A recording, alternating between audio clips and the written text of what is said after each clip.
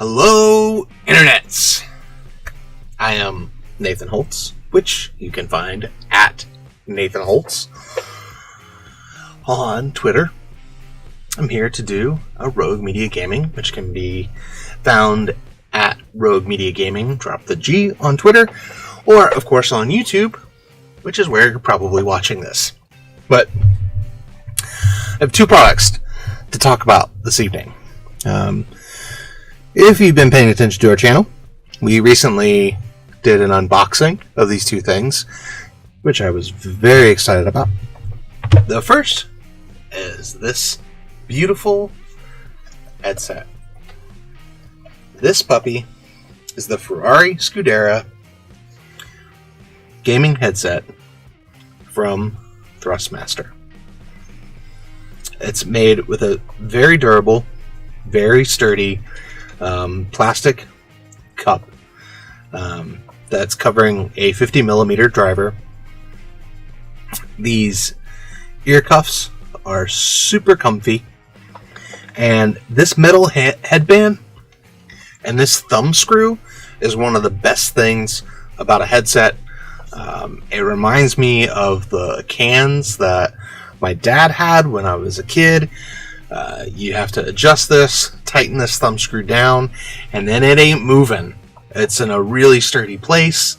It has a good range of adjustability for various head sizes, which for me is important because a lot of times I can't wear headsets comfortably for a long time because of the way the bands are designed. So I do enjoy that. Let's talk about the sound. When it comes to gaming, this headset does a pretty good job. It's clear. I didn't have any problems as far as the sound quality goes. Where I did run into an issue is with the microphone. I tested it out on my PC, just recording some audio. I wanted to record this video using the audio from the microphone, but the microphone on this one would barely pick up anything, even when it was like right up against my mouth, which is really disappointing.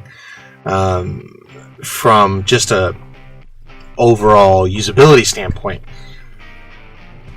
I don't know if it was maybe just an issue with this headset. I doubt they're all like that. But I don't have a second set or a set locally that I can just go out and pick up and compare to this one. So that's just what my experience was. I don't think that's indicative of what the product's like in general. On the Xbox, talking to my buddies, it was constantly, hey, can you turn up your microphone? Nope, I can't. It's at full volume, and they're getting nothing, which unfortunately really takes away from the experience using it as a gaming headset with your friends. But again, I'm hoping that's not the general consensus and experience with a headset, because they are beautiful, they do sound good for gaming. They have some convenient options, like the volume knob on the head cup there. I personally really like that. It makes it really easy to adjust the volume of things while you're in game. That does just control the audio on the earphones though, not on the headphone. The headphone, on the microphone. The microphone is controlled inline to the cord here. You've got your mute and unmute, and then your volume control. I'm not a huge fan of this location, just because I don't like to have to reach around and fiddle with things. Although, I really don't do that when I'm gaming. I'm not the kind of person that needs to mute and unmute a bunch. And on my PC, I could just do it through my keyboard. So it might be a little bit more annoying if you're a console user or a console player for the most part. But I don't really adjust my volume a lot on my microphone. If it would have picked up, that would have been amazing. But unfortunately, like I said, that bit just didn't work out for me. But I do think it's a really nice headset. I do think it's a good value at $100 for the racing enthusiast or Ferrari enthusiast. Want something that kind of looks like what you would have down in the pits at a racing competition. Yeah, it's beautiful. So I will say though, also, if you're somebody who wants to use this for both music and gaming, I don't know if I would suggest it as a music headset. It's not bad. It's just at the $100 price point, there are a lot of options out there. So if your primary use was just to be a pair of headphones for listening to music and occasionally gaming, I think I would focus on something that was designed for music as opposed to gaming. If you just occasionally listen to a little bit of music and you want a good gaming experience, this is a really good pick, assuming that the microphone works for you. So, the second thing that I have, which was the thing that I was ultra excited about when I unboxed it, was this puppy, the Thrustmaster TX Leather Edition Racing Wheel. This is a $500 setup. It's a very heavy, sturdy, solidly built piece of machinery. It is impressive from that standpoint. This brushed aluminum plate here, lots of sturdy metal bits. There is some plastic to it, but overall this thing has a lot of heft. It's really built well. It was very easy to attach to my desk and attach to a table for when I was playing on the Xbox. 99% of my experience was with Forza Horizon 4. I am not an expert when it comes to racing wheels. I don't play a lot of racing games, primarily the Forza series. And I did play quite a bit of Gran Turismo 3 and some of its and the earlier Gran Turismos. But I played all those pretty much with the controller. I guess I did have like what I think was kind of like the first version of a force feedback or feedback wheel way back in like 2000, which I think was either Logitech or Microsoft branded, and boy, we've come a really long way in the technology. And along with the wheel, you get this beautiful set of pedals. I mean, they're gorgeous, and this is metal here, not plastic. The base is plastic, but still very sturdy and well constructed. So let's talk about who it's for and who it's not, because I think that's important. At a $500 price point, obviously it's not for the casual player, probably. It's for kind of the hardcore racing enthusiast. So that's really who I expect to be looking for this thing. If you're somebody who started out with a cheaper wheel of some sort and you wanted a more realistic experience, I think this is the kind of way you want to go. It feels like a top-of-the-line, creme de la creme product. I don't have the experience to compare it to things that are more expensive, but what I did experience is it's very sturdy, very solid. There's a lot of feedback. Apparently I'm really bad at driving, at least in a racing game with a force feedback wheel. I'm terrible. Great with the controller, bad with the force feedback wheel. But that's probably because I just couldn't get it dialed in right. I tried a lot of different recommended settings online for Forza, and just none of them seemed to dial it in the way that I would want to experience driving, or a way that felt real and natural for me. Probably because I'm a novice and not an expert in the area. And honestly, like for me, it wasn't a whole lot of fun because I was basically terrible. It didn't make me a better driver in Forza Horizon 4.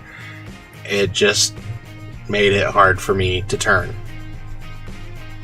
But for the hardcore enthusiast, I think it would be a pleasant experience because of how it's manufactured, because of all the options that you can use to dial it in to what you would desire.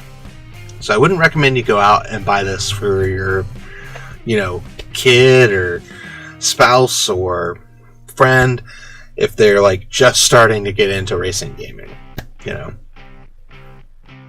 But if they're the kind that have like the actual like steel setup where you put it on there, you bolt it in, and you've got the fancy like Recaro leather racing seat and all that, then that's probably a good person to get this kind of product for, assuming they don't already have something.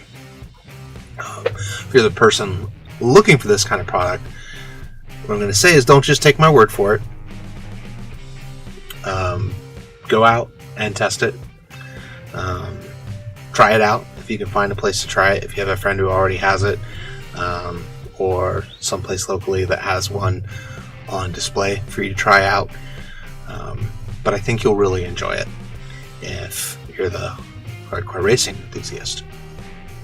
I had one complaint about the unit, which was on my carpeted floor. The pedals would not stay still. They would very slowly like slide away from me as I was playing, which could probably be fixed with just some sort of like anti-slip mat underneath of it, similar to what you put under your carpet. That probably would fix the issue, and obviously wouldn't be an issue for somebody who had like a frame that they were going to screw it or bolt it into. And it's not an issue at all. And I honestly think for most people, it, on a hard surface, it may not be an issue. It does have like some anti-slip pads of some sort on the bottom. They just didn't work on carpet. So, that being said, it's totally an awesome looking, awesome product. And it was fun to turn the force feedback completely off and sit my 2-year-old on my lap, and let him just go to town like he was driving a car. I will caution you, you do need to turn the feedback completely off before you would let any young kids play with it. It's got an extremely strong motor, and myself even dialed in at a pretty low feedback setting, like in the 30s or 40s. I don't think quite in the 20s, but definitely in the 30s. If I took a turn a little too fast, like the wheel could get like ripped out of my hands. So the motor is super strong. And to that point, for people who are concerned about like safety with the motor and all that, this back here is actually a temperature thing that lights up if there's an issue with the motor starting to overheat because of extended use. I don't know how often that's actually an issue for anyone. I didn't experience it in any of my use, but I didn't sit down and play for like 8 hours, I played for maybe a couple hours at a time. So, 2 very cool products from Thrustmaster, which thank you, Thrustmaster, for sending those products for us to check them out. I'm really excited to see what other products from Thrustmaster I could get into. I know they used to make amazing like flight simulator sticks, which, who knows, maybe those would make me a good pilot. Probably not though. But I'm sure that they have a whole line of amazing accessories that you should check out. And if you enjoyed this video, thank them for supporting us by letting us test out some of their products.